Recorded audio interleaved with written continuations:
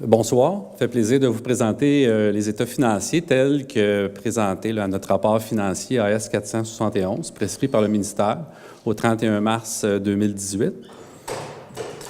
Donc, un peu comme le président du Conseil l'avait mentionné, un établissement avec un sous-financement peut amener des déficits. Alors, évidemment, on a un résultat total pour l'établissement, un déficit de près de 25 millions de dollars, 24 994 573, qui provient de deux fonds au niveau des états financiers, c'est-à-dire le fonds d'exploitation pour à peu près 1 150 millions, ainsi que le fonds d'immobilisation avec des transactions d'une soixantaine de millions d'acquisitions pour tous les bâtiments et ces éléments. Donc, on peut voir que c'est au niveau du fonds d'exploitation que la plus forte proportion, en fait, que le déficit est présenté.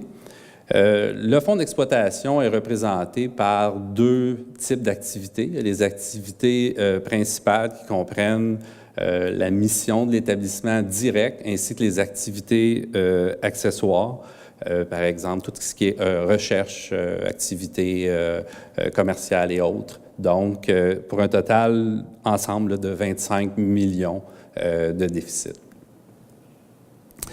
Selon... Oups, je suis allé trop loin. Il faudrait juste revenir. Excellent.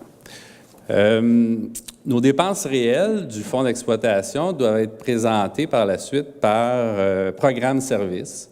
Nous avons, dans le fond, 3 programmes services plus importants, je dirais, au niveau de nos charges réelles, c'est-à-dire la santé physique, le programme SAPA, soutien à l'autonomie des personnes âgées, ainsi que la santé mentale, pour à peu près 70 de nos charges réelles. Et il y a tous les autres services, dépendance, jeunes en difficulté, DI-TSA, déficience physique, services généraux, santé publique et tout le côté bâtiment, soutien aux services et administration aussi qui sont, dans le fond, répartis là, selon des clés et les centres d'activité du rapport financier.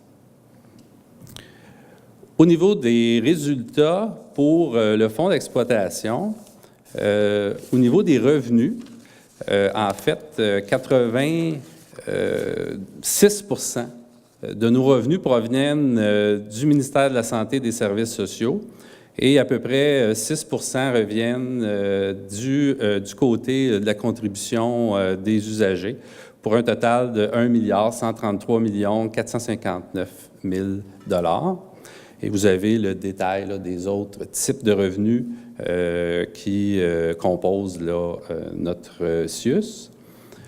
Au niveau des charges, eh bien, sans surprise, les salaires, avantages sociaux et charges sociales occupent la plus grande partie là, de notre budget, soit 71 %.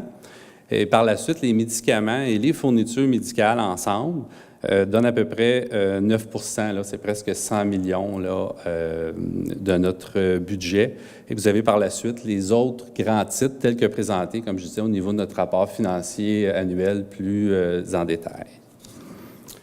Alors, et on présente évidemment le déficit de l'exercice au fonds d'exploitation, qui est le différentiel entre les revenus et les dépenses, pour 25 362 000 $.